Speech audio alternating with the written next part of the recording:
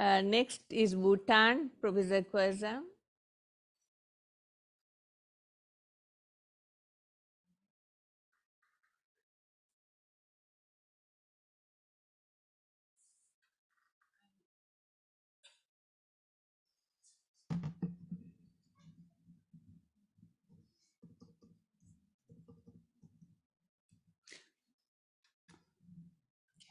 Very small. Good morning, everyone. Thank you. Firstly, thank you for giving me this opportunity. I think I must say I'm the newest person to come into such a very important meeting and something really new to our country. So if I go ahead with my presentation, so we did a SWOT analysis as advised by the experts here. So we looked at some strengths. Of course, like we don't have the science advice academy as such, but as and when requirements come in, like for example, recent time when the COVID-19 pandemic happened, we have this ad hoc TWG technical working group or the technical advisory groups being formed with advice from the government. So luckily this time the government, most of the people working in the government are health related people, but still like not much of what to say, maybe knowledge or expertise on maybe having a science advice or institutionalizing science advice as such. But then we had this technical advisory group who had worked on different things, and then luckily not much of mishaps happened in Bhutan during the COVID-19 pandemic. And science is also, science subjects or STEM is given high priority by the government, especially from His Majesty the King himself. So he, with his advice and from command from the throne itself, we have like giving more importance to STEM subjects. And with scholarships, we also offer scholarships to students to pursue STEM. And since we are a very small country with research just coming up, people going to research fields, we depend on most of the evidence generated outside in other parts of the world. And we highly depend on some protocols, some guidelines being developed by World Health Organization or any other UN agencies. So at the moment, we still rely on those, and we feel like the evidence is generated by them is good enough for us. But I don't know how far that is. And I would like to learn from the experts here how much of importance can be given to those.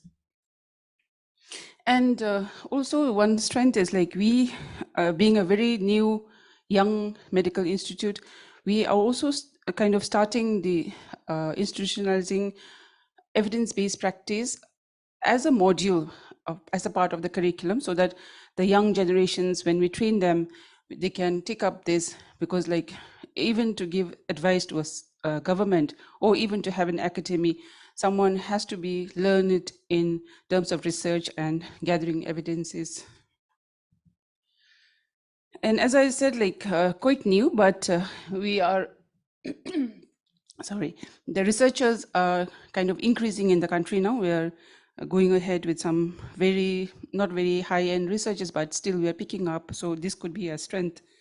And even establishing external linkages with other universities and academies. And now, like there's increasing involvement of the parliamentarians, as I said, because of the nature of education background they have, and they are also with more or less involved with decision making in terms of science advice. And medical university being the only university in the country, and we have a bigger role to play in terms of giving advice to the government in terms of science. Coming to the weakness, as I said in the beginning, we don't have any Academy of Science as advisory policy or body to the government, and no regulations or laws that specifies the government policy. And most of the individuals who give in or who come in into as the technical advisory group or technical working group are so-called experts in their fields. So we actually don't have like kind of a directory of experts.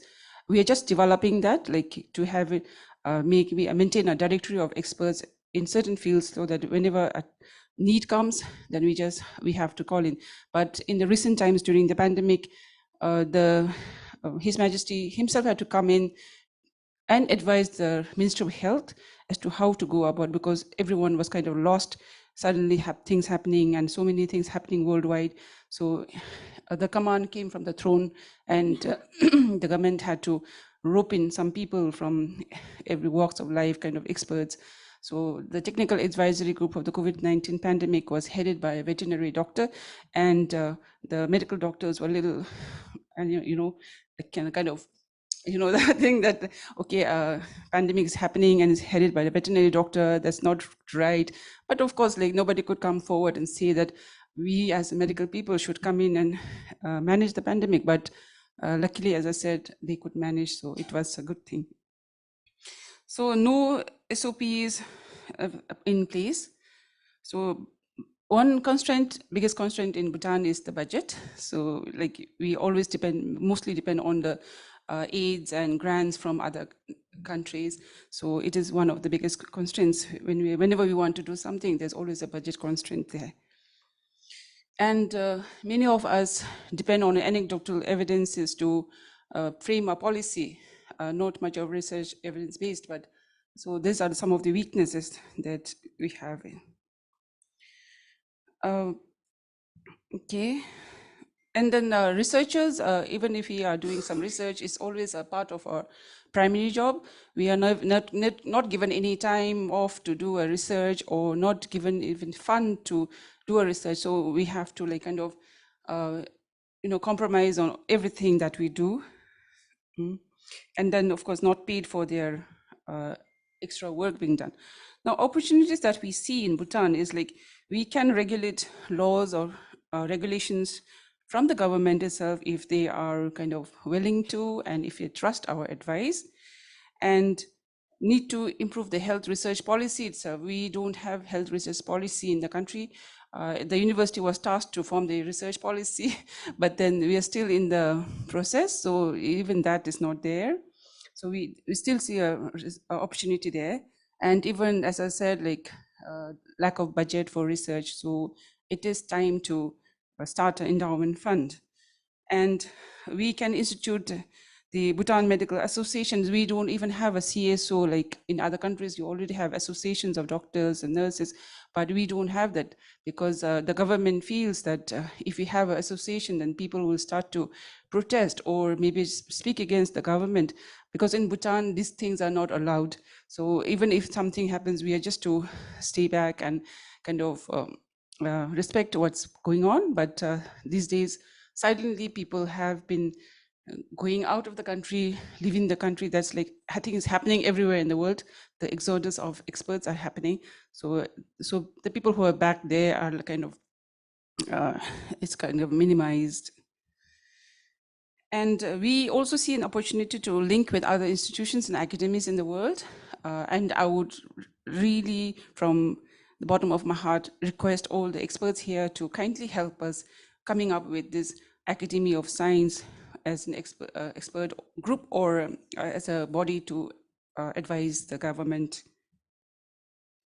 Threats that we see as even whenever we want to start something new or something, there are always resistance from the experts and other fields who think like, maybe this is not correct, maybe that person is not qualified enough to come up with such a proposal.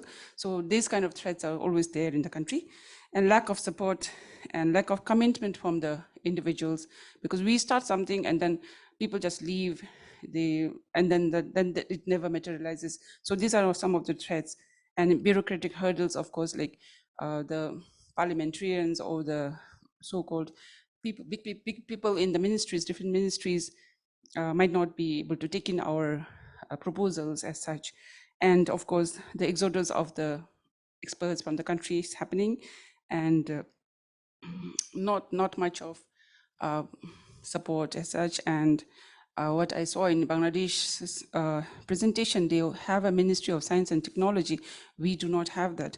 I mean, maybe nobody thought of having a Ministry of Science and Technology, or maybe, I don't know, but I think that's something that we should think about as a country, where we can look at having a Ministry of Science and Technology, because what we are discussing today at the moment is all to do with science and technology advice to the government. That is all from my side. Of course, yeah, I just listed down a way forward. Maybe that is for the next one. session. Yes. So thank you so Thank much you for very giving the much. opportunity. Yeah. Thank you.